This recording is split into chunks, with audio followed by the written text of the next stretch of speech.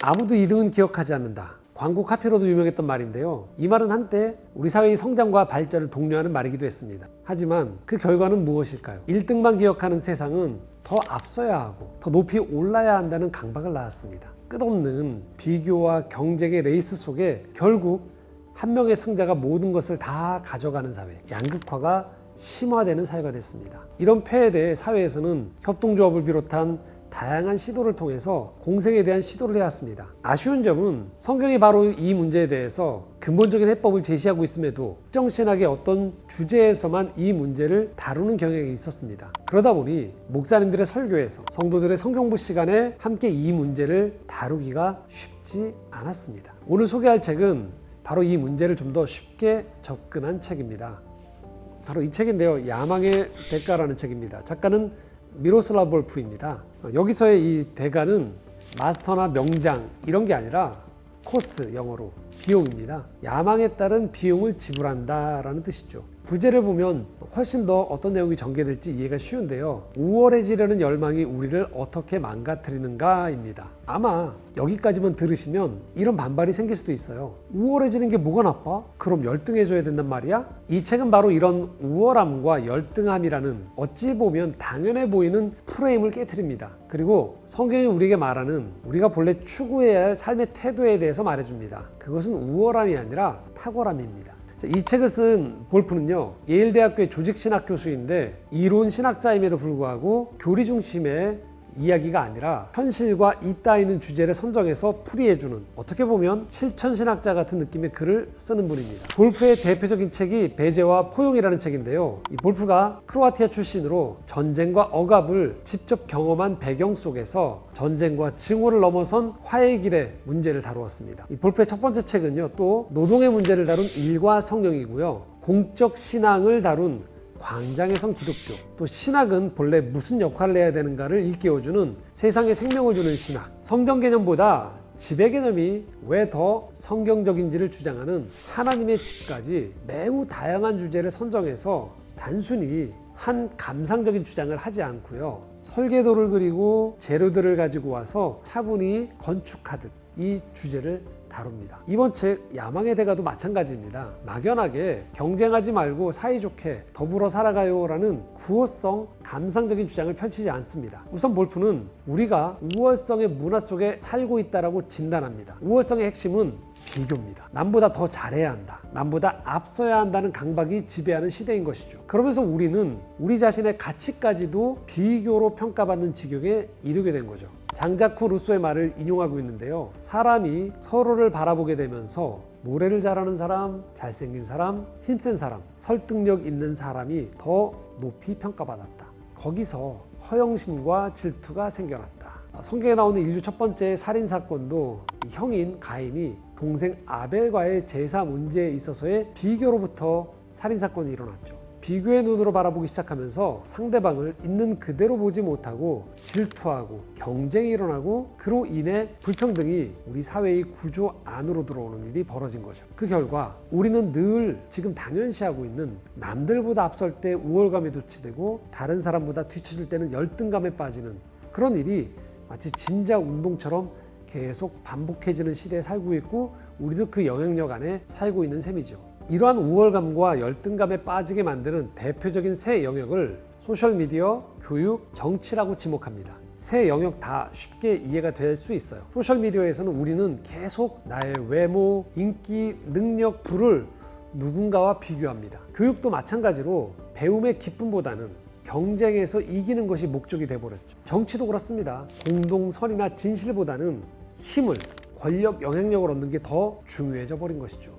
자, 이 책에서 제가 중요하게 좀 주목했던 부분들은요, 아무리 우리가 우월성을 추구하는 문제가 중요하다고 해도 어쩔 수 없지 않느냐라고 항변하는 사람들에게 우월성 추구의 문화에서 어떻게 개인과 사회가 상처받는지 그 현실을 지적한 부분이 있습니다. 자, 우리가 우월성 문화에서 계속 노출돼서 살아가게 되면 첫째는요, 삶에서 만족감이 사라져버린다는 거예요. 우월해지려는 욕망은 열등감을 연료로 삼기 때문에 승리했을 때의 보상 못지않게 또 다른 경쟁에서 오는 열등감이 계속 나를 쫓기게 만든다는 거죠. 자신에 대한 가치를 스스로 보장하지 못하니 당연히 높은 성취에도 불구하고 낮은 자존감을 가질 수밖에 없습니다. 두 번째는요, 우월성은 거짓에 근거한다는 거예요. 내가 어떤 걸 성취했다고 할 때 사실 거기에는 내가 한 것도 있지만 다른 사람이 기여한 부분도 섞여 있습니다. 그런데 이걸 실제로는 칼같이 내가 한 것, 다른 사람이 한 것을 분리해내는 게 불가능하거든요. 그래서 내가 설령 다른 사람보다 우월하다고 해도 내가 이 우월성의 유일한 원인인지, 그게 나만의 능력인지 확인할 수 없다는 거예요. 내 노력의 결과가 우월함이다라는 것은 진실의 일부인 거예요. 그런데 이걸 마치 전부인 양 착각하게 만드는 것, 이게 바로 거짓이라는 거죠. 세 번째는요, 우월성은 많은 선한 가치들조차도 우월성에 얼마나 기여했는가에 따라서 평가돼 버린다는 거예요. 선 그 자체로 인정되는 게 아니라 우월성을 위한 도구가 돼버리는 거죠. 네 번째는요, 우월성은 우리를 낭비하게 만든대요. 트렌드에서 계속 우리가 우월한 경험을 하려고 하다 보니까 최신 패션, 최신 스마트폰을 계속 가지려고 하게 되죠. 결국 이게 지구 생태계 파괴를 일으키는 그런 소비 낭비를 불러일으키게 된다는 것이죠. 다섯 번째는요, 개인이 가진 고유한 아름다움은 사라지고 이 단순히 순위를 매기면서 더 높은 능력을 추구하는 방향으로 흐르게 된다는 것입니다. 이런 것들로 인해서 우리 사회는 상처를 입게 되어진다는 것이죠.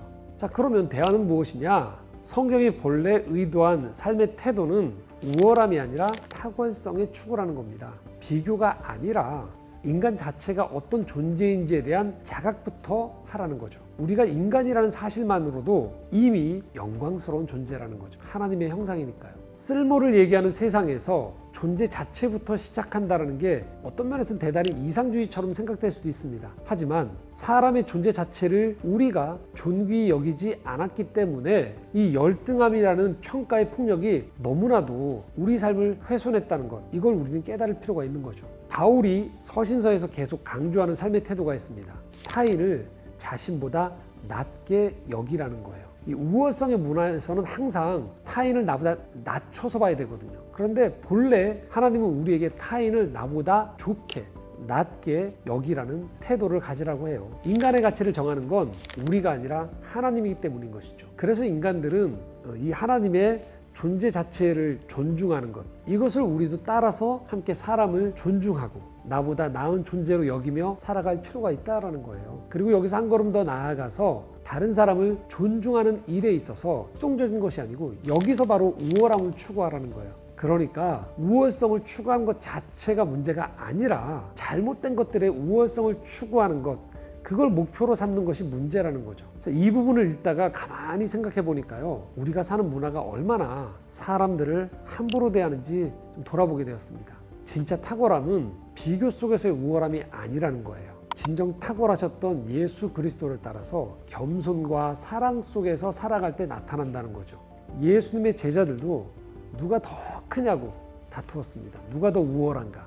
그때 주님은 낮아짐의 길이 참된 위대함이라고 알려주셨던 것이죠. 그리고 저는 이 책의 이 탁월함에 대한 부분을 읽으면서 이 주제는 앞으로 우리가 더 많이 고민하고 발전시켜 나가야 될 부분이라는 생각이 들었습니다. 왜냐하면 어떤 의미에서 기계가 가져가기 때문입니다. 단순한 우월함은 더 이상 인간만의 것이 아니죠. AI는 이미 계산, 정보, 효율성에서 인간을 앞질러서 우월한 존재가 되어버렸습니다. 그 어느 때보다도 우리는 참 인간이란 어떤 존재인가, 우리가 공동체로 사회로 살아간다는 건 어떤 의미일까를 고민하고 그 의미들을 우리 삶으로 가져오는 그 노력을 해야 되는 시대에 이르게 된 것이죠. 어쩌면 이 비교 속의 우월성은 인공지능이 차지하게 되지 않을까요? 그렇다면 더욱 우리가 할 일은 이 경쟁 속에서의 우월성이 아니라 하나님이 주신 고유한 부르심을 살아내는 탁월함이 될 것입니다.